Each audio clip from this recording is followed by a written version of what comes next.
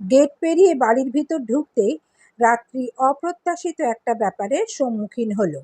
বাসার সামনে সামান্য পরিমাণ খোলা জায়গা রয়েছে, যেখানে নানা ফুল ও ভেষজ উদ্ভিদ টবে লাগানো রয়েছে। বসার জন্য একটা বেঞ্চও। সেই বেঞ্চে বসে একটা ছেলে সম্ভবত গেমস খেলছে। রাত্রি প্রথম এক পলক দেখে খেয়াল না করেই চলে যাচ্ছিল। আরও কিছুটা সামনে এগিয়েই মনে হলো, আরে, এই ছেলে তো তার পরিচিত। এটা মনে হতেই থেমে গেল সে। ছেলেটার দিকে তাকিয়ে এবার ভালো করে দেখল, না, কোনো ভুল নেই, ছেলেটা আসলেই পরিচিত। রাত্রির মাথায় সব কেমন তালগোল পাকিয়ে যেতে লাগলো। এটা কি কাকতালীয়? এই ছেলেটার বেলায় এত কাকতালীয় ঘটনা কেন ঘটে? আচ্ছা, এ কি এ বাড়ির কোনো আত্মীয় বেড়াতে এসেছে? কি একটা অবস্থা! যে বাড়িতে সে টিউশনি পড়ায় সে বাড়ির একজন আত্মীয় হতে হলো ছেলেটার। তানবিন হঠাৎ তাকালো রাত্রির দিকে। সে এতক্ষণ খেয়াল করেনি রাত্রি তাকে দেখছে। চোখে চোখ পড়তেই হকচকিয়ে গেল রাত্রি। তবে কেন যেন তার চোখ সরল না। তানবিনের ভাবনাহীন সরল দৃষ্টিজোড়া কিয়ৎক্ষণ অর্পিত থাকলো বিস্মিত প্রশ্নবিদ্ধ মনের রাত্রির উপর। কিছু বলতে ইচ্ছা হলো, কিন্তু সে এখন গেম থেকে বের হতে পারবে না। তার কাছে এখন গেমটাই সবচেয়ে গুরুত্বপূর্ণ যেন। সে আবারও দৃষ্টি ফেরালো মোবাইল স্ক্রিনে। রাত্রি এখনও কিছু বুঝতে পারছে না, কিন্তু এটা বুঝতে পারছে সে এখানে দাঁড়িয়ে থেকে অনেকটা সময় নষ্ট করে ফেলেছে। আর সময় নষ্ট করা যাবে না। সে ভিতরে প্রবেশ করলো, সোজা চলে গেল তুরিনের রুমে। তুরিন তার নতুন স্টুডেন্ট, যাকে পড়ানোর জন্য তার এ বাড়িতে আসা। ভালোই মেধাবী, একটু শুকনো গড়নের, চোখে গোল ফ্রেমের চশমা পরে সে। মায়ের মতোই ভীষণ সুন্দরী। রাত্রির একদিনেই মেয়েটাকে ভালো লেগে গেছে। পড়াতে বসে রাত্রি ভাবছিল, বাইরের ওই ছেলেটা অর্থাৎ তানবিনের কথা তুরিনের কাছে জিজ্ঞেস করা উচিত হবে কি না। হ্যাঁ, তানবিনকে সে বাইরে বসা দেখে এসেছে, তার কথা তো জানতে চাইতেই পারে। আচ্ছা, যখন আসছিলাম তখন বাইরে একজন ছেলেকে দেখতে পেলাম, সে কে? ভাইয়ার কথা বলছেন? তোমার ভাই আছে?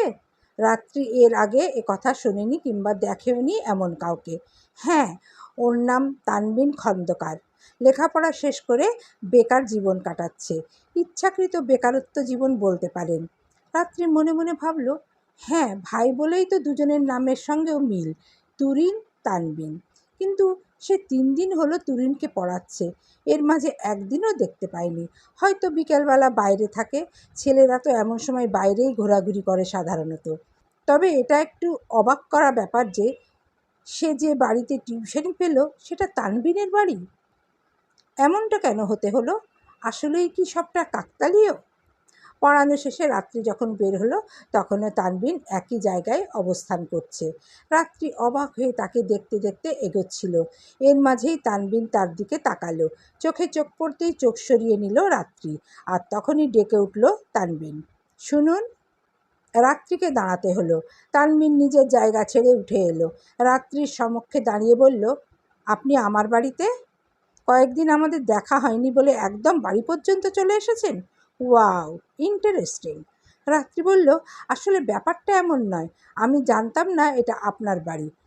আমি আপনার বোন তুরিনকে পড়াই, আপনার মাই আমাকে টিউশনিতে রেখেছেন। তানবিন ঠোঁট বাঁকিয়ে হাসল।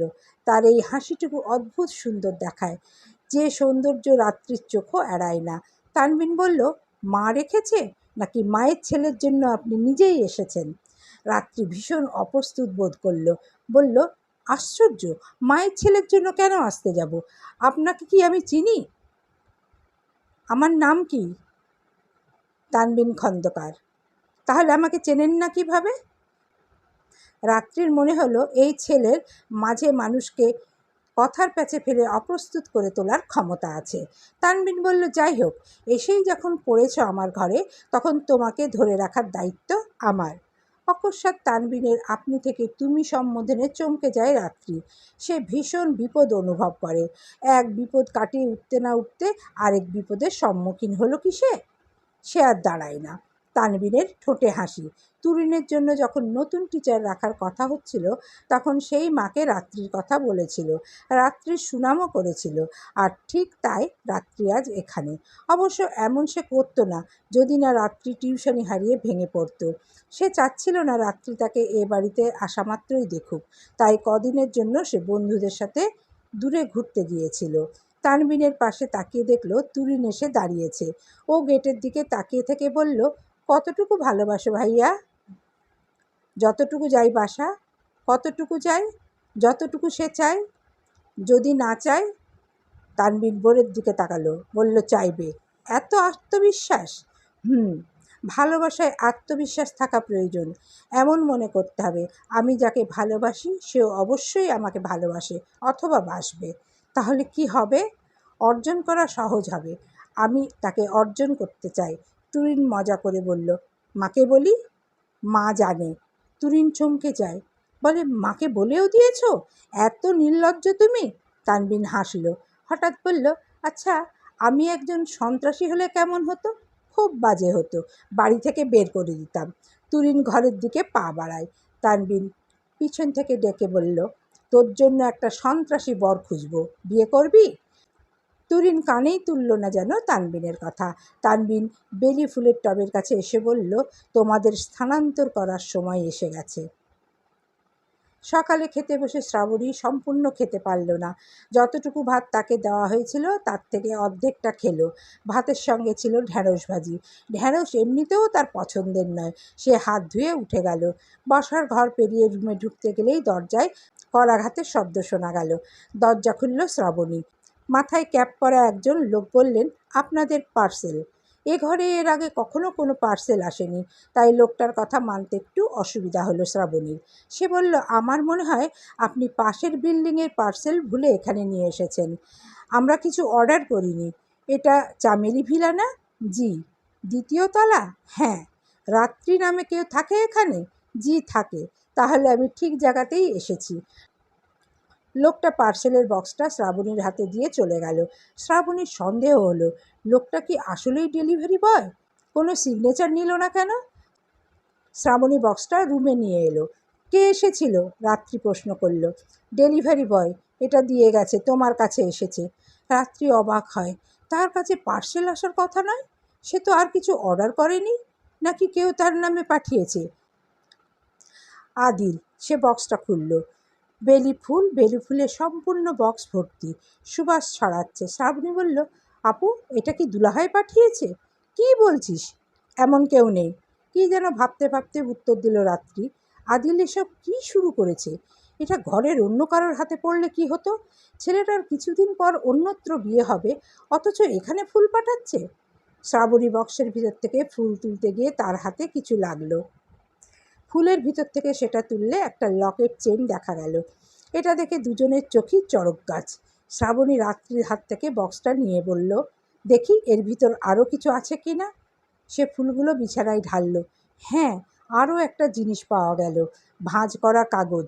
শ্রাবণী রাত্রির দিকে তাকিয়ে বলল, আপু, লাভ লেটার মনে হয়। শ্রাবণীকে ভীষণ উচ্ছ্বসিত দেখাচ্ছে। সে কাগজটা রাত্রিকে দিয়ে বলল, তুমি পড়ো, ব্যক্তিগত জিনিস। রাত্রি ভাঁজ খুলল। সেখানে লেখা, আমায় একটা আকাশ দিও, শেষ বিকেলের আলো দিও, বর্ষার প্রথম বৃষ্টি দিও, প্রেয়সী, আমায় একটু ভালো থাকার ভালোবাসাও দিও। এটা কি আদিলের হাতের লেখা? সে আদিলের বাংলা হাতের লেখা দেখেনি, তানবিনের হাতের লেখা দেখেছে। তানবিন এর আগে তাকে একবার চিরকুট দিয়েছিল। তানবিনের হাতের লেখা এর থেকে অনেক সুন্দর। রাত্রি নিশ্চিত হলো অবশ্যই এটা আদিলেরই দেওয়া হবে। শ্রাবণী জানতে চাইল, ভাইয়ার নাম কি? রাত্রি বিরক্ত হলো। সেই থেকে শ্রাবণী কি ভাবছে আর কি বলছে। রাত্রি রাগ বিরক্তির মিশ্র প্রতিক্রিয়ায় উত্তর দিল, মিস্টার পাগল। শ্রাবণীর চোখ ছোট ছোট হয়। তার নাম পাগল? এমন নাম কেউ রাখে? কেন তার এই নাম? সে কি পাগলামি করে? এমন সব প্রশ্নে রাত্রি আরও বিরক্ত বোধ করে। সে সব প্রশ্নের উত্তর না দিয়ে বলল, কাউকে এইসবের কথা বলবে না। আচ্ছা। রান্নাঘর থেকে ডাক এলো। সকলের খাওয়া শেষ হয়েছে, তাই রাত্রিকে ডাকছেন পিয়ারা। রাত্রি বিছানা থেকে সব ফুল তুলে বাক্স ভরে রাখলো।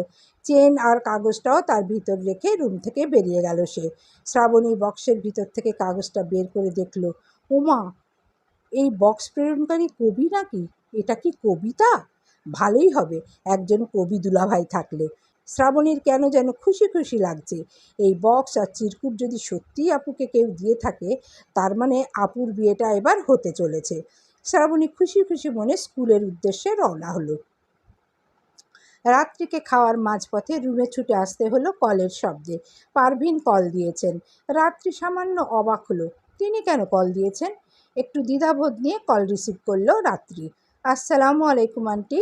ওয়ালাইকুম আসসালাম। রাত্রি, তুমি কি একবার আমাদের বাড়িতে আসতে পারবে? পারভিনের কণ্ঠে উৎকণ্ঠা। রাত্রির এবার চিন্তা হলো, হঠাৎ তাকে এভাবে কেন ডাকছেন পারভিন? সে চিন্তিত গলায় বলল, কি হয়েছে আন্টি? কোনো পারভিন কথা শেষ করতে দেন না, বলেন, প্লিজ তুমি একবার এসো। আসবে তুমি? পারভিন যেন অনুরোধ করছেন। আচ্ছা, যাব আমি, ধন্যবাদ তোমাকে। পারভিন কল কেটে দিলেন। রাত্রি ব্যাপারটা বুঝতে পারছে না, হঠাৎ কি হলো, তাকে এরকমভাবে ডাকা হচ্ছে কেন? রাত্রির চিন্তা আরও সমুজ্জ্বল হয়ে উঠল। তার চোখের তারায় স্পষ্ট ভয়। আদিল কোনো অঘটন ঘটায়নি তো? রাত্রি কলিং বেল চাপল। তার মস্তিষ্কের চিন্তা নিঘুর। হাতে সকালের আসা পার্সেল, এটা সে দিয়ে যাবে আদিলকে। কিছু সময় অপেক্ষা করার পর দরজা খুললেন পারভিন। রাত্রি সালাম দিল। পারভিন সালামের উত্তর দিয়েই বললেন, আদিলের ঘরে যাও। রাত্রি চমকে তাকালো। পারভিন তাকে এভাবে আদিলের ঘরে যাওয়ার অনুমতি দিচ্ছেন? কি হয়েছে আদিলের? রাত্রি উৎকণ্ঠা হয়ে জানতে চাইল, কি হয়েছে ওনার? ভীষণ অসুস্থ, তোমাকে দেখবে বলে পাগলামি শুরু করেছিল। আমি দুঃখিত তোমাকে ওর জন্য ডাকার জন্য। না, সমস্যা নেই, ইতস্তত করে বলল রাত্রি। একবার ওকে দেখে এসো। রাত্রি ভীষণ জড়তা নিয়ে আদিলের রুমে গেল। আদিল শুয়ে আছে, চোখ বোজা, ঘুমাচ্ছে। রাত্রি 2-1 মিনিটের মতো দাঁড়িয়ে চলে আসা দিলেই আদিল বলল, ঘুমাচ্ছি না। রাত্রি থামল, ফিরে তাকিয়ে বলল, আপনি কেমন আছেন? ভালো কি রেখেছেন? কি করে ভালো থাকি? রাত্রি কিছু বলল না। আদিলের কণ্ঠস্বর ক্ষীণ শোনাচ্ছে। আসলেই সে ভীষণ অসুস্থ। অসুস্থতার ছাপ পড়ে গেছে চেহারায়। আদিল বলল, এমনিতেই আমার নিঃশ্বাস নিতে কষ্ট হচ্ছে, অত দূরে দাঁড়িয়ে থেকে আপনি আমার শ্বাসকষ্ট আরও বাড়িয়ে দিচ্ছেন। কাছে আসুন। রাত্রি কিছুটা কাছে এগোলো। আদিল বলল, না, আরও এগোন, এখানে আসুন। আদিল রাত্রিকে নিজের পাশে গিয়ে দাঁড়াতে বলল। রাত্রি গেল। আদিল মৃদু হাসল যেন। তার চোখের কোণ বেয়ে জল গড়িয়ে নামে। তা দেখে বিব্রত বোধ করল রাত্রি। আদিল চোখ বন্ধ অবস্থায় হঠাৎ রাত্রির এক হাত নিয়ে নিজের কপালে রাখল। ঘাবড়ে গেল রাত্রি। মনে হচ্ছে হাতে যেন আগুনের সেঁকা লাগছে। আদিল বলল, আপনি হেলা করেন, আমি পুড়ে যাই। আপনি ভালোবাসেন, আমি নিভে যাই। কিন্তু আমি কেবল পুড়ছি, কারণ আপনি ভালোবাসছেন না আমায়। আদিল চোখ মেলে। তার চোখে কাতরতা, অব্যক্ত যন্ত্রণা। ওই দৃষ্টির সম্মুখে যেন রাত্রির নিঃশ্বাস বন্ধ হয়ে আসে। সে হাত সরিয়ে নিয়ে বলল, আমি যাচ্ছি। আদিল বলল, জানি চলে যাবেন আপনি, কিন্তু মিছিমিছি থেকে যাওয়ার গল্প তো শোনাতে পারেন। আপনার জন্যই যে হৃদয়ের সব অনুভূতি, আপনার মনেও দুঃসাহস করে অনুভূতি খুঁজতে তো পারি। হোক না একটা বৃথা অনুসন্ধান, পৃথিবীর তো কোনো ক্ষতি হবে না তাতে। রাত্রি আদিলের কথার প্রত্যুত্তরে কিছু না বলে বলল, দোয়া রইল, তাড়াতাড়ি সুস্থ হয়ে উঠুন আপনি। রাত্রি দরজার দিকে এগোনো দিয়ে খেয়াল করলো আদিলের দেওয়া বক্সটা সম্পর্কে কিছু বলা হয়নি। সে বক্সটা আদিলকে দেখিয়ে বলল, এটা কেন পাঠিয়েছেন আমার বাড়িতে? কি ওটা? না জানার মতো করে বলল আদিল। এরকম করে বলল নাকি সত্যিই জানে না। আদিলের টেবিলের দিকে চোখ গেল রাত্রির। ওখানে কিছু বই খাতা দেখা যাচ্ছে। আদিলের ঘরেও এরকম করে বই খাতা থাকতে পারে সে ভাবেনি। নিশ্চয়ই আদিল ওতে হাত দেয়নি বহুদিন। ওখানে নিশ্চয়ই আদিলের বাংলা হাতের লেখা পাওয়া যাবে। রাত্রি সেদিকে এগিয়ে গেল। একটা জার্নালের মতো বস্তু টেবিলে পাওয়া গেল। সেটা খুলে আদিলের বাংলা হাতের লেখাও পাওয়া গেল। না, মিল পাওয়া যাচ্ছে না। বক্সে থাকা কাগজের লেখার চেয়ে আদিলের হাতের লেখা সুন্দর। তবে কি এটা আদিল দেয়নি? কি করছেন আপনি? আদিলের কণ্ঠে বিস্ময় স্পষ্ট। রাত্রি তার দিকে ফিরে তাকিয়ে বলল, আপনি আমার বাড়িতে কিছু পাঠাননি? কি পাঠাবো? আদিল সত্যি এটা পাঠিয়ে থাকলে হয়তো এতক্ষণে তা বলতো। সে তো ভীষণ অকপটে কথা বলারই মানুষ। তবে কি আসলেই সে এটা পাঠায়নি? রুম থেকে বের হওয়া দিলেই আদিল বলল, আর কিছুক্ষণ থাকলে হতো না? না, তবুও ধন্যবাদ, আমি এখন সুস্থ। শরীর সুস্থ না হলেও মন সুস্থ। এই কথার বিপরীতে বলার কিছু নেই রাত্রির, তাই সে আদিলের রুম থেকে কিছু না বলেই বেরিয়ে এলো। পারভিন বসেছিলেন, রাত্রিকে দেখেই উঠে দাঁড়ালেন। রাত্রি বলল, চিন্তা করবেন না, নিশ্চয়ই উনি তাড়াতাড়ি সুস্থ হয়ে উঠবেন। আমি যাচ্ছি আন্টি। চা কফি কিছু খাবে না? না, সময় নেই, ভালো থাকবেন। রাত্রি মিথ্যা বলল, তার কাছে অঢেল সময় এখন, কিন্তু এই পুরো ঘরটা তার কাছে নিষিদ্ধ পুরীর ন্যায় ঠেকছে। সে একবার আদিলের ঘরের খোলা দরজায় তাকিয়ে চলে এলো। সে জানালোও না, সে উঠান পেরিয়ে যাওয়ার সময় একজন অসুস্থ মানুষ নিজের অসুস্থতার সঙ্গে যুদ্ধ করে বারান্দায় এসে তাকে দেখছিল। অসুস্থ মানুষটি জানে না আবার কবে সে দেখতে পাবে ওই দুর্লভ মানবীকে। অয়ন ভার্সিটিতে যাচ্ছিল, পথে কেউ ডাকলো তাকে। তাকিয়ে দেখলো রশ্মি। মেয়েটার সঙ্গে তার বেশ কিছুদিন দেখা হয়নি। পায়ের ওই অবস্থার জন্য বোধহয় এতদিন ঘরের বাহির হয়নি সে। রশ্মির পরনে কলেজ ড্রেস। সে ইন্টার ফার্স্ট ইয়ারে পড়ে নাকি সেকেন্ড ইয়ারে পড়ে জানা নেই অয়নের। মেয়েটা দোকানের সামনে থেকে ডেকেছিল। অয়ন দাঁড়াতেই প্রায় দৌড়ে সামনে এসে হাজির হলো। তার মাথার উপর একটা ছাতা। বলল, কেমন আছেন আপনি? আলহামদুলিল্লাহ ভালো। আপনার পায়ের কি অবস্থা? ভালো, আমি এখন হাঁটতে পারি, দৌড়াতে পারি। দেখলেন না, দৌড়ে এলাম। রশ্মি হাসলো। জানতে চাইল, কোথায় যাচ্ছেন? সেটা আপনার না জানলেও চলবে। এতক্ষণ অবধি অয়নকে একজন ভালো ভদ্র ছেলে মনে হচ্ছিল, কিন্তু এই জবাবের পর রশ্মির মনে পড়ল সে যার সঙ্গে কথা বলছে সে একজন বেয়াদব। তবে এই বেয়াদব রূপ দেখতে পেয়ে শান্তি লাগলো তার। সেও কড়া করে বলল, না জানলেও চলবে কেন? চলবে না, আমি জানতে চাই। বলুন, কোথায় যাচ্ছেন? খারাপ বন্ধুদের সাথে মিলে মাদক সেবন করতে যাচ্ছেন? রশ্মির কথায় চরম মেজাজ খারাপ হলো অয়নের। মেয়েটা যে ঠিক কেমন সে বুঝতে পারেনি এখনো। নিশ্চয়ই মাথায় সমস্যা। অয়ন বলল, আপনার কথা শুনলে গা জ্বলে যায় আমার। গা জ্বলে গেলে সমস্যা। চিকিৎসার টাকা নেই আমার কাছে, যাচ্ছি। অয়ন এগোনে দিলে রশ্মিও তার সঙ্গে সঙ্গে এগোতে শুরু করলো। বলল, আপনি রাগ করেছেন? আসলে আমি ওই কথাটা বলতে চাইনি। আসলে আমি না ইদানিং বেয়াদব হওয়ার চেষ্টা করছি, তাই নানা অদ্ভুত ও বাজে কথা বলছি মানুষের সঙ্গে। ও, চেষ্টা করছেন? আমি তো ভেবেছিলাম আপনি একজন প্রপার বেয়াদব। রশ্মি সলজ্জ হাসল। বলল, না না, আমি অত যোগ্যতাধর নই। অয়নের হাসি পেল। সে একবার তাকালো রশ্মির দিকে। মনে হচ্ছে পাশে একটা কার্টুন তার সঙ্গে সঙ্গে এগিয়ে চলছে। সে কিছু বলল না, হাসি চেপে রাখলো। রশ্মি বলল, আপনি জানতে চাইলেন না তো আমি কেন বেয়াদব হতে চাচ্ছি? আগ্রহ নেই আমার, কিন্তু আপনাকে তো জানতেই হবে। অয়ন ভ্রু কুঁচকে তাকালো। রশ্মির চেহারায় লজ্জা। সে দৃষ্টি নত রেখে চলতে চলতে বলল, কারণ ইদানিং আমি একজন বেয়াদবকে পছন্দ করে চলেছি। আমার মনে হয় তার জন্য আমারও বেয়াদব হওয়া একান্ত জরুরি। অয়নের পা থেমে যায়। রশ্মির অস্পষ্ট কথাগুলো সে স্পষ্টভাবে ধরতে পারল। রশ্মিও অয়নকে থামতে দেখে থেমে গেছে। অয়ন বলল, আপনাকে ওই দিন যে পরামর্শ দিয়েছিলাম, আমার মনে হয় আপনি সেই পরামর্শ মনে রাখেননি। না, মনে রেখেছি আমি। আমি মোটামুটি মেধাবী, এত সহজে ভুলে যাই না। মেয়েটাকে খুব বোকা বোকা দেখাচ্ছে। মেয়েটা কি আসলেই বোকা, নাকি অয়নই শুধু এমন দেখতে পাচ্ছে? বোকা মানুষদের সহজে কিছু বোঝানো যায় না। অয়ন কিয়ৎক্ষণ নীরব থেকে বলল, আচ্ছা বলুন তো, পছন্দের দ্বিতীয় ধাপ কি? রশ্মি খুব চিন্তায় পড়ে গেল। পছন্দের দ্বিতীয় ধাপ কি হতে পারে? কিছুক্ষণ ভাবার পর দুটো শব্দ তার মাথায় এলো, কিন্তু কোনটা হবে, প্রেম নাকি ভালোবাসা? রশ্মি অনিশ্চিত কণ্ঠে বলল, ভালোবাসা। এর পরের ধাপ? অয়ন যখন এর পরের ধাপ জানতে চাইছে, তার মানে রশ্মির উত্তর সঠিক। মনে মনে আনন্দিত হলো রশ্মি। প্রথম প্রশ্নের উত্তর যেহেতু সঠিক হয়েছে, পরের উত্তরটা বেশ আত্মবিশ্বাসের সঙ্গেই দিল, বিয়ে। তবে তার এবারের উত্তর সঠিক না ভুল সেটা বোঝা গেল না, কারণ অয়নের পরবর্তী কথাটা খুবই ব্যতিক্রম।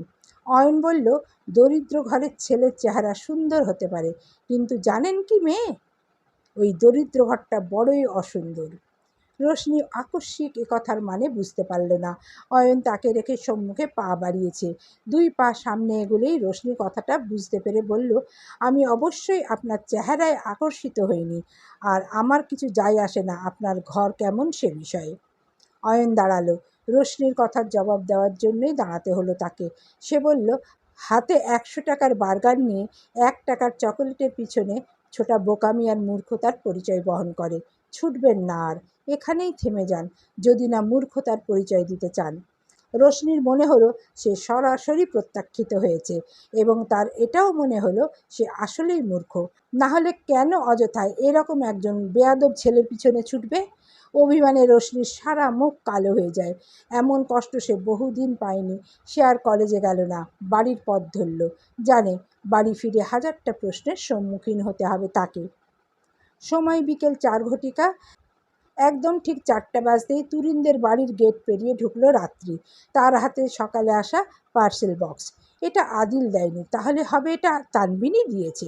বেলি ফুল গাছগুলোর দিকে নজর পড়তেই যেন আরেক ধাপ নিশ্চিত হয়ে গেল রাত্রি। গতকালও ওগুলোতে কত ফুল দেখেছিল সে, কোথায় সেসব? গাছ যে একেবারে শূন্য। অবশ্যই গাছগুলোয় অনেক ফুল থাকার কথা ছিল। রাত্রি বেলি ফুল গাছের দিকে তাকিয়ে গভীর চিন্তা করছিল। তানবিন তার পিছন থেকেই প্রায় চলেই যাচ্ছিল বাড়ির দিকে। রাত্রি লক্ষ্য করা মাত্রই বলল, শুনুন। তানবিন থামল। সে গেট দিয়ে বের হতেই যাচ্ছিল।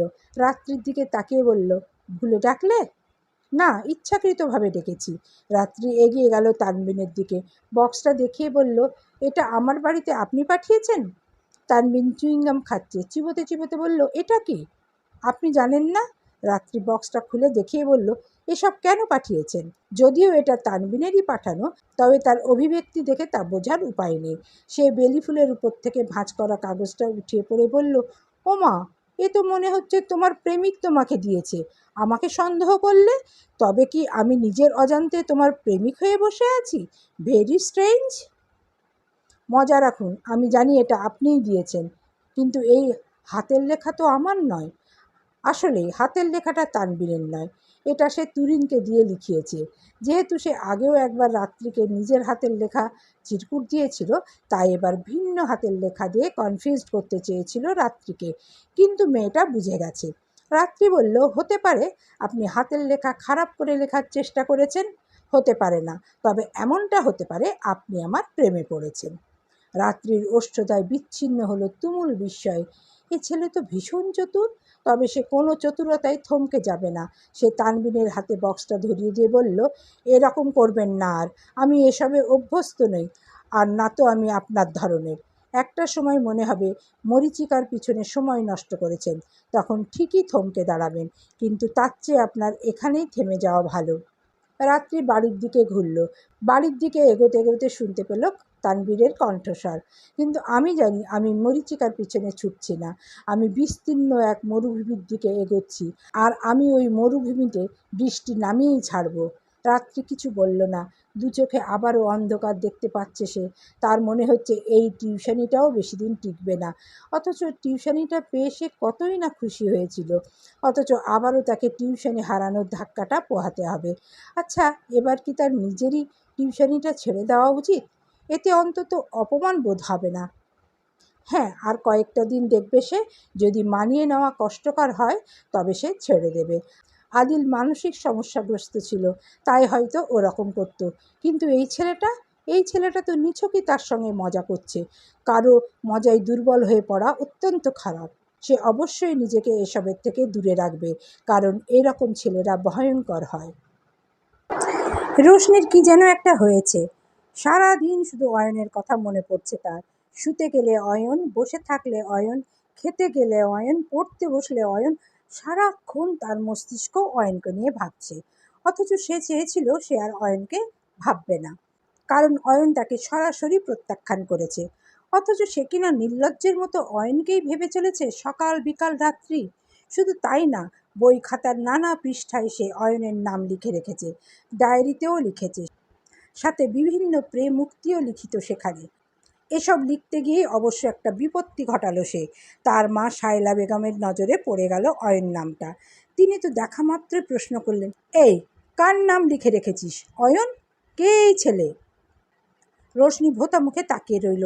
ইস, মা দেখে ফেললো এটা, কি বলবে সে এখন? শায়লা বেগম ধমকে উঠলেন। কি হলো, বলছিস না কেন কিছু? আসলে আম্মু, মানে আসলে, মেয়েকে আমতা আমতা করতে দেখে শায়লা বেগম বুঝতে পারে ঘটনা খুব একটা সুবিধার নয়। তিনি আচমকা রোশনির ডায়েরি তুলে নিলেন। ওটা টেবিলের উপরেই ছিল। রোশনি নিজেকে গালি দিচ্ছে মনে মনে। আজই কেন সে সব মেলে রেখেছে এরকম? মা দেখে ফেললো, ব্যাপারটা মোটেই ভালো হবে না এখন। তার মা সাংঘাতিক মানুষ, ভালোবাসেন খুব, তবে একটু এদিক সেদিক করলে কড়া শাস্তিও প্রদান করেন। বিভিন্ন কবিদের প্রেমের কবিতার বিভিন্ন লাইন রোশনি ডায়েরিতে লিখে রেখেছে। তার নিচে অবশ্যই অয়নের নামও লিখে রেখেছে। লজ্জায় মাথা কাটা যাচ্ছে যেন তার, সাথে ভয়ও হচ্ছে। শায়লা বেগম এক জায়গাতে এসে থামলেন। এখানে অয়ন নামের পাশে রোশনি নিজের নামটাও লিখে রেখেছে।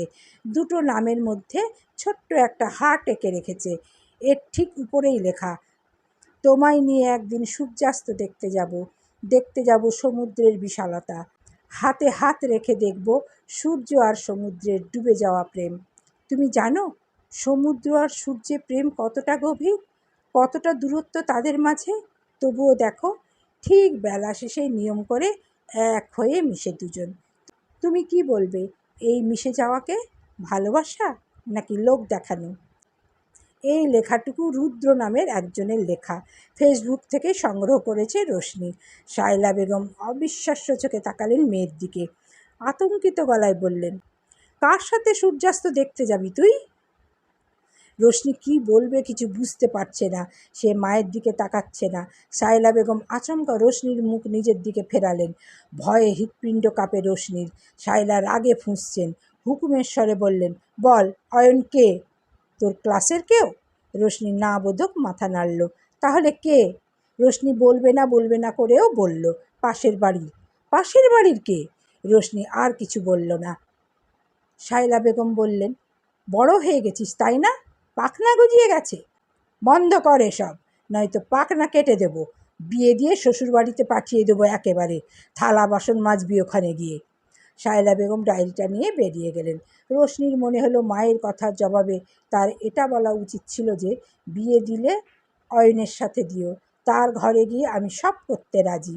হ্যাঁ, এটা বলা বেয়াদবিও হতো, আর সে তো ঠিক বেয়াদবি হতে চায়। এখন গিয়ে কি সে কথাটা বলে আসবে? না থাক, মা বেশি রেগে গেলে আবার সমস্যা। তবে মা চুপও বসে থাকবে না, কিছু একটা অবশ্যই করবে। কিন্তু কি করবে রোশনি বুঝতে পারছে না। বাড়ির সামনে একটা বাইক দাঁড় করানো। বাইকের কাছে দাঁড়িয়ে রয়েছে একজন মানুষ। দূর থেকে দেখতে পাচ্ছে রাত্রি, কিন্তু কে বুঝতে পারছে না। মানুষটার মুখ দেখা যাচ্ছে না, অন্যদিকে মুখ ঘোরানো। বাড়ির কাছাকাছি আসার পর হঠাৎ মানুষটা এদিকে মুখ ফেরালো। তানবিন? রাত্রির চোখ বড় বড় হলো। এ ছেলে তাদের বাড়ির সামনে কেন? রাত্রির রাগ লাগলো। তানবিন তার বদন চাপা সেই রাগ বুঝতে পেরেই যেন হাসল। আপনি এখানে কেন? কাছাকাছি এসে প্রশ্ন করল রাত্রি। এটা তো সরকারি রাস্তা, মানুষের চলাচলের জন্য নির্মিত। এখানে দাঁড়িয়ে থাকতে মনে হয় না কোনো কারণ দরকার? মানুষের সব কাজের পিছনেই কিছু না কিছু কারণ থাকে, তাই। তাহলে তুমি যেহেতু আমাকে প্রশ্নটি করলে, তার মানে তোমারও এর পিছনে কারণ আছে। কি কারণ? তুমি কি এটা শুনতে চাইছিলে যে আমি তোমার জন্য দাঁড়িয়ে আছি? হ্যাঁ, এই ছেলে সম্পর্কে পূর্বে রাত্রি ঠিকই অনুমান করেছিল। এই ছেলে ঘুরিয়ে পেঁচিয়ে কথা বলে মানুষকে সেই কথার প্যাচে ফেলে দারুণভাবে আক্রমণ করতে পারে। রাত্রি বলল, যে কেউ পাগল হয়ে যাবে আপনার সঙ্গে কথা বললে। যে কাউকে হতে হবে না, তুমি হবে তো? জি না, আমি বোকা নই যে পাগল হব। আমার বাড়ির কাছে পিঠে কখনো আসবেন না, আর আমার থেকেও দূরে থাকবেন। ধন্যবাদ। রাত্রি গেট দিয়ে ঢুকতে গিয়ে তানবিনের কণ্ঠ শুনতে পেল, কিন্তু আমার মনে হয় না আমাদের মাঝে বেশি দিন দূরত্ব থাকবে। রাত্রি এ কথার প্রত্যুত্তরে কিচ্ছু বলল না। শুধু শুধু তর্ক করে তো লাভ নেই। একটা টিউশনি জোগাড় করার চেষ্টা করছে সে। জোগাড় হয়ে গেলে তুরিনকে আর পড়াতে যাবে না। কিছুদিন পর যখন রেহনুমা সুলতানা নিজের ছেলের আচরণ আন্দাজ করতে পারবেন, তখন নিজেই হয়তো তার মেয়েকে পড়াতে যেতে নিষেধ করবেন। তার চেয়ে নিজে থেকেই আগেভাগেই টিউশনিটা ছেড়ে দেওয়া ভালো। কিন্তু যদি অন্য কোথাও টিউশনি না পায়, তাহলে বড় সমস্যা হবে। তার এখন একটাই প্রার্থনা, অন্য কোথাও যেন একটা টিউশনি সে পেয়ে যায়। ঘরে ঢুকে থমকে যেতে হলো রাত্রিকে। রেহেনুমা সুলতানা আর তুরিন তাদের বাড়িতে, ছেলে নিচে দাঁড়ানো আর মা মেয়ে তাদের ঘরে। কিছুটা অদ্ভুত লাগলো রাত্রির। তার হাতে বাজারের ব্যাগ। প্রিয়ারা এসে ব্যাগটা নিয়ে গেলেন। রাত্রি বিস্ময় গোপন না করেই বলল, আপনারা? আজ ছুটির দিন, তাই এনামুল শিকদারও বাসায় আছেন। মিথিলা শ্রাবণীও আছে এখানে, নেই শুধু অয়ন। মিথিলা বলল, বিয়ের প্রস্তাব নিয়ে এসেছেন ওনারা। কথাটা শুনে যেন ছোটোখাটো হার্ট অ্যাটাক হলো রাত্রির। বিয়ের প্রস্তাব মানে? কার সাথে কার? রাত্রি টের পেল তার হৃদস্পন্দের গতি বাড়ছে। সে স্বাভাবিক থাকার চেষ্টা করে বলল, কার জন্য? রাত্রির প্রশ্নের উত্তরটা রেহনুমা দিলেন, আমার ছেলের সঙ্গে তোমার। রাত্রির মনে পড়ে গেল তানবিনের কথা। তানবিন বলেছিল তার মনে হয় না তাদের মাঝে বেশি দিন দূরত্ব থাকবে। এটা কি এই জন্য বলেছে? মিথিলা বলল, তুই ঘরে যা। রাত্রি আর দাঁড়িয়ে রইল না। সে আসলে দাঁড়িয়ে থাকতে পারছিল না। সে কখনো ভাবতে পারেনি তানবিন তার বাসায় বিয়ের প্রস্তাব পাঠাবে, তাও আবার এত শীঘ্রই। তানবিনের পরিবারও সব মেনে নিল। তানবিন ও তার পরিবার কি জানে তাদের পরিবারের অবস্থা সম্পর্কে? কত করুণ অবস্থায় তাদের বাস। যখন জানবে তখন নিশ্চয়ই বিয়ের এই কথোপকথন চূর্ণ হয়ে যাবে। এখন তো কেবল দরিদ্র ঘর দেখছে। যখন জানবে আর্থিক অবস্থাও একেবারে নিম্ন, তখন কি করবে? শ্রাবণীয় রাত্রির পিছন পিছন এসেছে, পাত্রের ছবিও এনেছে সঙ্গে। রাত্রির সামনে এসে ছবিটা দেখতে দেখতে বলল, ভাইয়াটা কত সুন্দর, এত সুন্দর দুলাভাই পাবো এ তো ভাবতেই পারিনি। আমার তো ভীষণ পছন্দ হয়েছে।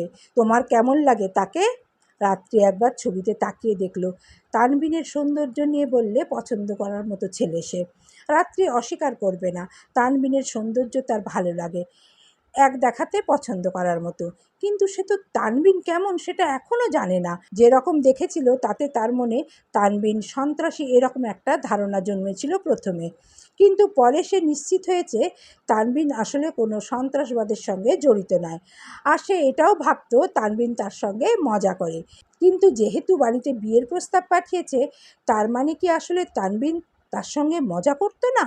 কিন্তু তানবিন তাকে কেন পছন্দ করেছে? এটা কি তার রূপ সৌন্দর্যের জন্য? রাত্রি বলল, এখনই এত খুশি হয়েও না, সবে কথা উঠেছে। যাক কিছুদিন, হয়তো এরপর আর তাদের খোঁজও থাকবে না। শ্রাবণীর মুখ কালো হয়ে গেল।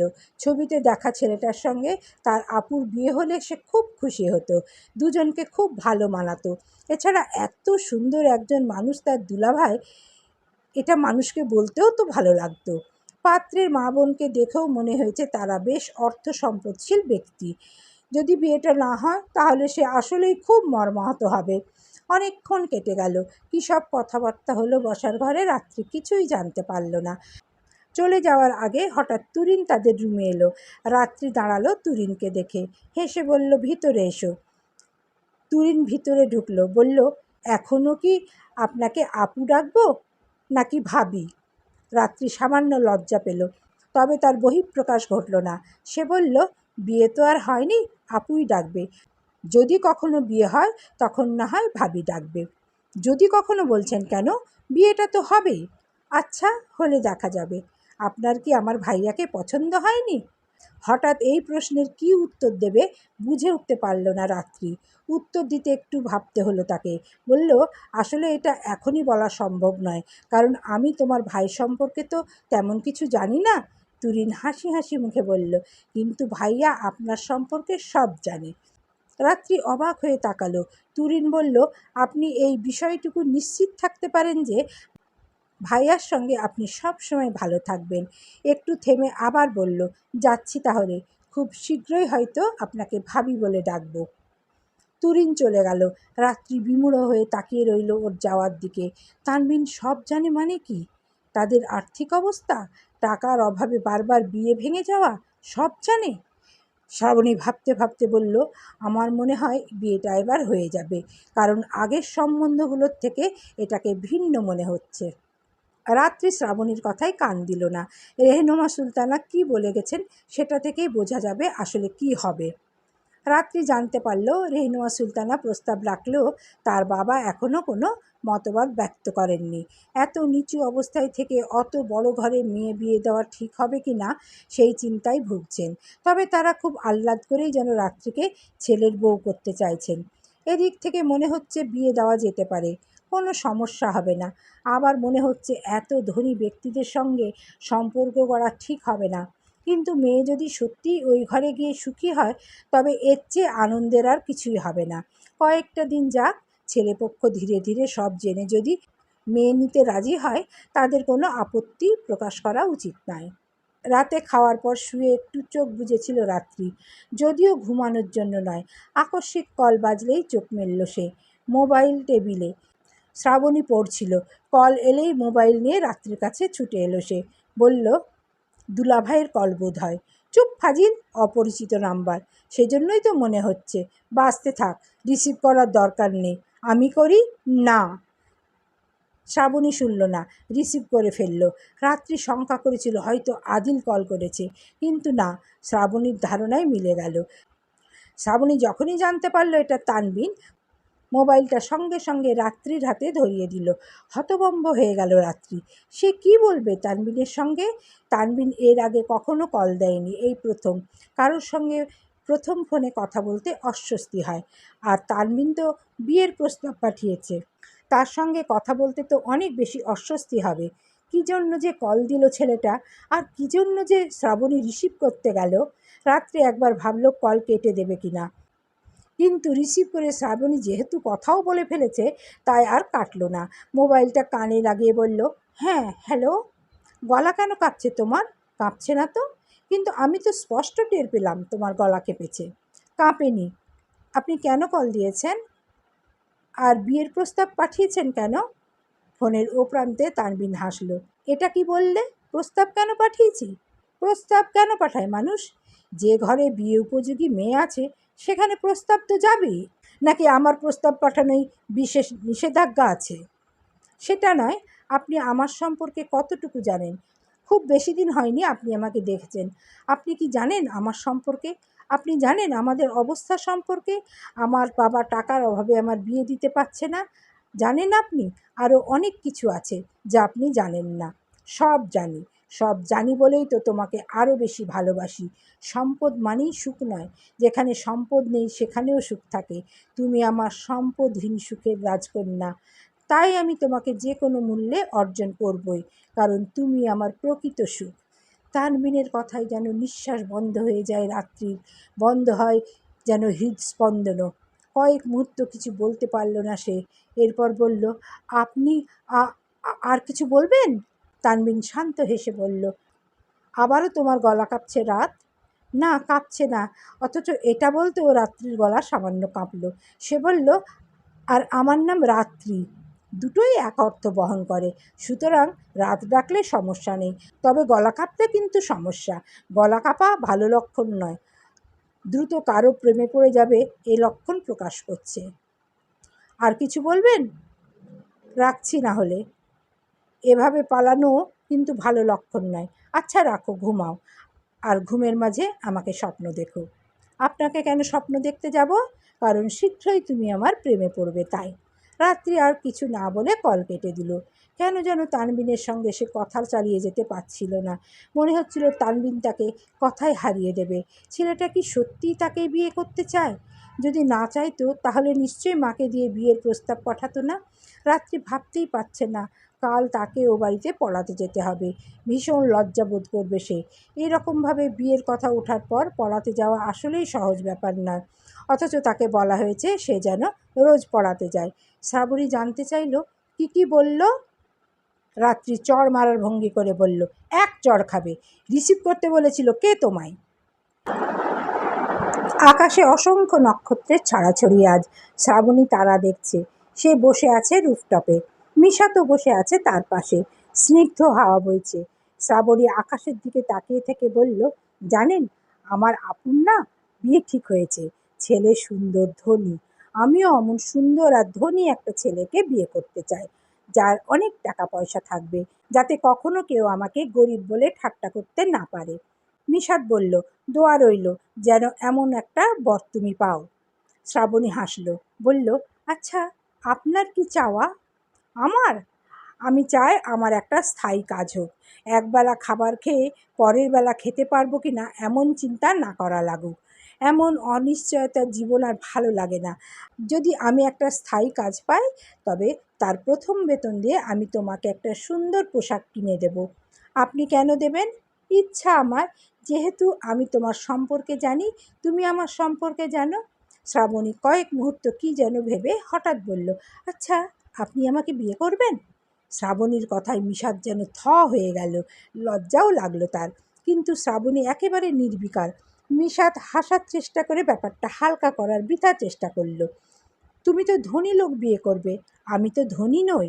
হয়তো আপনি এখন ধনী নন, কিন্তু হঠাৎ যদি ম্যাজিকের মতো ধনী হয়ে যান, আপনি আমার জন্য ধনী হবেন মিশাদ ভাই। শ্রাবণীর কথায় ক্রমশই হতভম্ব হয়ে পড়ছে মিশাদ। শ্রাবণী নির্বিকার হলেও মিশাদ টের পাচ্ছে তার অন্তঃপুরে শ্রাবণীর কথাগুলো পরিবর্তন সাধিত করছে। তার হঠাৎ মনে হলো, হ্যাঁ, তার ধনী হতে হবে, এই মেয়েটার জন্য হলেও হতে হবে। শ্রাবণী বলল, আপনি যদি ধনী হয়ে যান, তাহলে আমি আপনাকে বিয়ে করব। আপনি করবেন তো? মিশাত না বোধক মাথা নাড়ল। শ্রাবণী বিস্ময়ে জানতে চাইল, কেন? কারণ তুমি অনেক ছোট, মাত্র ক্লাস 9-এ পড়ো। এখন না হয় ছোট, আপনার ধনী হতে হতে আমি বড় হয়ে যাব। 3 বছর পর বিয়ে করব আমরা। এই 3 বছরে আপনাকে ধনী হতে হবে। যদি না হন, আপনাকে আর বিয়ে করব না। 3 বছর পর বিয়ে করবে তুমি? শ্রাবণী লজ্জা পেয়ে হেসে বলল, হুম। মিশাতের এবার হাসি পাচ্ছে। সে বলল, তুমি বোকা না সহজ সরল বুঝতে পারছি না। বোঝার দরকার নেই। শ্রাবণী উঠে দাঁড়িয়ে বলল, রাতে খাওয়ার কিছু আছে আপনার ঘরে? মুড়ি আছে। কেন, খাবে? না। আপনি রাতে মুড়ি খেয়ে থাকবেন? হুম, হাওয়া খাবো। হাওয়া খাবেন? গভীর বিস্ময়ে বলল শ্রাবণী। হাওয়া খেলে সবচেয়ে বেশি পেট ভরে। কিভাবে হাওয়া খাওয়া যায়? প্রথমে মুখ হাঁ করবে, তারপর অনেকটা হাওয়া টেনে নেবে মুখের ভিতর, ঠোঁট মিশিয়ে ফেলে হাওয়া গিলে ফেলবে। এই হলো হাওয়া খাওয়া, সবচেয়ে সহজ খাদ্য। শ্রাবণীর হাসি পেল, একই সাথে কান্না। সে মন থেকে প্রার্থনা করল মিশাদ যেন তার বর্তমান অবস্থা থেকে ভালো অবস্থায় পৌঁছায় আগামীতে। মানুষটা খুব কষ্টে আছে, তাদের চেয়ে অনেক বেশি কষ্টে আছে। শ্রাবণী বলল, আমি যাই তাহলে। আদিলের বিয়ে যার সঙ্গে হওয়ার কথা তার নাম সুজানা। সম্পর্কে আদিলের মামাতো বোন সে। পরিবারের সবাই রাজি হলেও সুজানা একেবারেই রাজি নয় আদিলকে বিয়ে করতে। এ নিয়ে তাদের বাড়িতে কয়েকদিন ধরে ঝামেলা লেগেই রয়েছে। সুজানা আগে আদিলকে পছন্দ করলেও আদিলের অ্যাক্সিডেন্টের পর সে আদিলকে একদমই পছন্দ করে না। অমন একটা মানসিক রোগীকে কি বিয়ে করা যায়? সে বাবাকে বলেছে, যদি আদিলকে বিয়ে করতে হয় তাহলে সে মরে যাবে, নতুবা বাড়ি থেকে পালিয়ে যাবে। কিন্তু সুজানার ধারণা, আদিলের সঙ্গে তার বিয়ে হলে সারা জীবন একটা পাগলের সঙ্গে জীবন কাটাতে হবে। এ নিয়ে আজ বিকালে তাদের পারিবারিক ঝামেলা তীব্র হলে সুজানা রুমে এসে রাগে জিদে নিজের হাত কেটেছে ব্লেড দিয়ে। খবরটা পারভিনও শুনেছেন। তিনি সন্ধ্যার পর বের হচ্ছিলেন সুজানাদের বাসায় যাওয়ার জন্য। আদিল বলল সেও যাবে।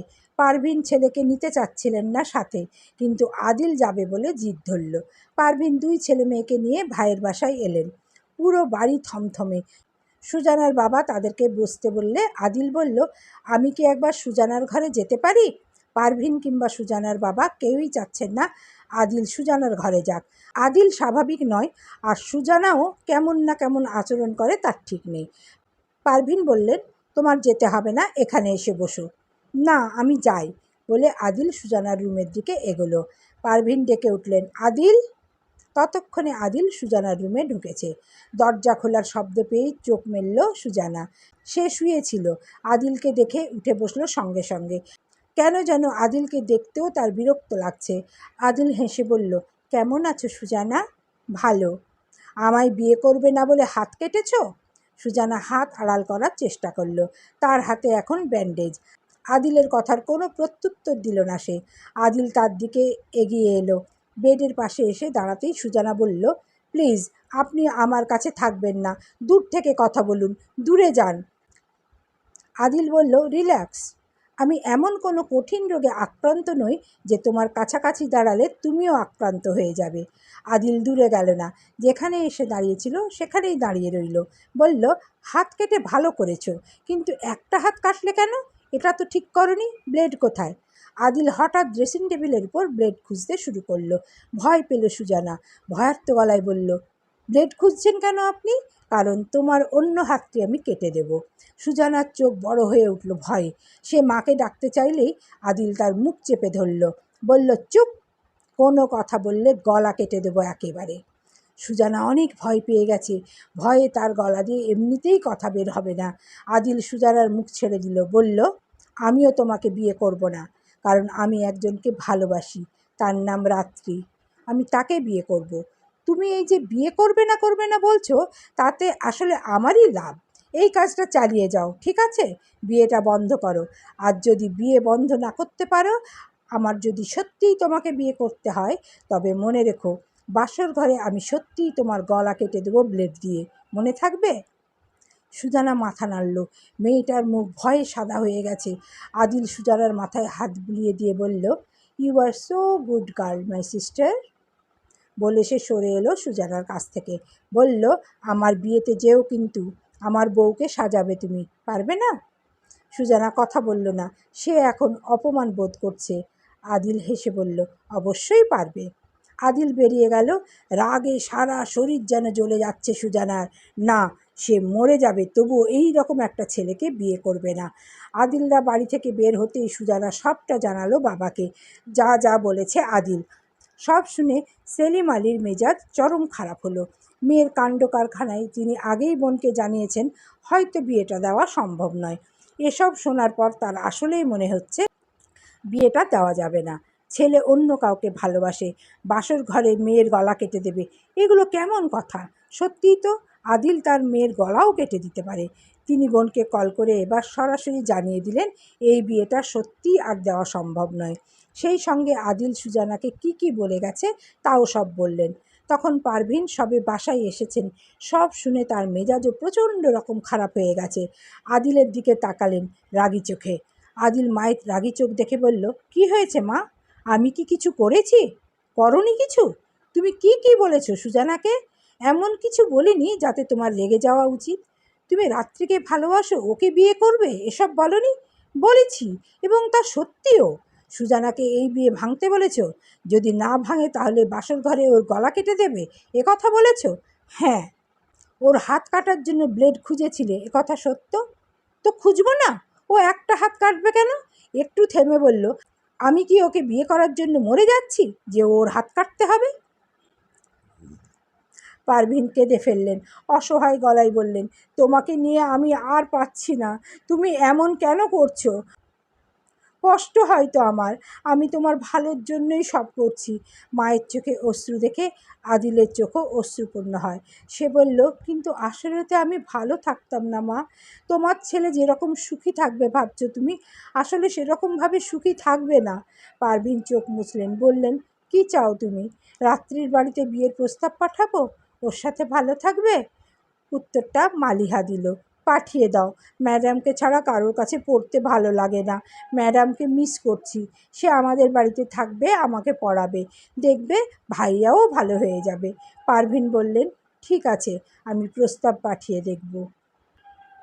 আদিল আচমকা মায়ের কপালে চুমু খেয়ে নিজের রুমের দিকে গেল। তার আজটুকুতে বোঝা গেল সে কতখানি আনন্দিত।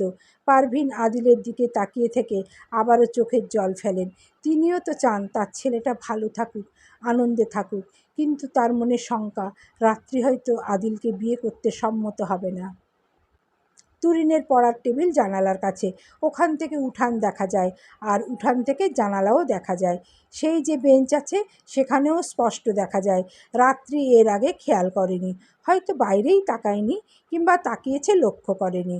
আজ হঠাৎ তার চোখ পড়ল, প্রথমে ফুলের টবে, তারপরেই বেঞ্চে বসে থাকা মানুষটার উপর। চোখে চোখ পড়তেই হাসল তানবিন। হৃদয় ধক করে উঠল ওই হাসিতে। রাত্রি চোখ সরালো চকিতে। তানবিন কি তার দিকেই তাকিয়েছিল? এখনও কি তাকিয়ে আছে? রাত্রি আর চোখে আবার তাকালো। হ্যাঁ, তাকিয়ে আছে তো। তুরিন ডাকলো, ভাবি। রাত্রি ভয় পেল। আচমকা ডাকে। তুরিনের দিকে তাকালো। তুরিন খাতা এগিয়ে দিয়ে বলল, লেখা শেষ। রাত্রি খাতা দেখতে দেখতে বলল, ভাবি ডাকবে না, তোমার ভাবি এখনও হইনি আমি, আপু ডেকো। তুরিন বলল, কিন্তু আমার মনে হয় ভাবি ডাকাই গুড, বেটার, বেস্ট। না, প্লিজ ডেকো না, আমি অস্বস্তি বোধ করি। তুরিন আর কিছু বলল না, কিন্তু তার ভাবি ডাকতেই ভালো লাগছিল। আজ পুরো ঘন্টাটা কেমন অস্বস্তিতেই কাটলো রাত্রির, কারণ তানবিন বাইরে থেকে তাকে দেখছিল। কেউ এরকমভাবে দেখলে অবশ্যই অস্বস্তি হওয়া স্বাভাবিক। রাত্রি বুঝতে পারছে না তানবিনের সঙ্গে তার আসলেই বিয়ে হবে কিনা। সে এরকম কিছু ভাবতেই পারছে না। যদি হয়, তানবিন তার স্বামী হবে, তুরিন তার ননদ হবে, রেহনুমা তার শাশুড়ি মা হবে, এই বাড়িটা তার শ্বশুর বাড়ি হবে। না, এসব ভাবতে গেলেও তার মাথা গুলিয়ে উঠছে। মনে হচ্ছে এটা কখনোই ঘটা সম্ভব নয়।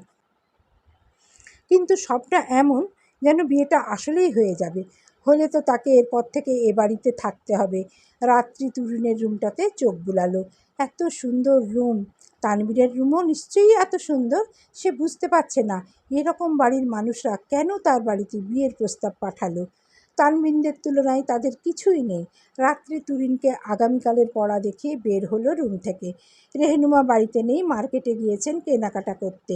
বাড়ির কাজে সাহায্যকারী মহিলাটা ঘর ঝাড়ু দিচ্ছিলেন। খুব বেশি বয়স্ক নন তিনি।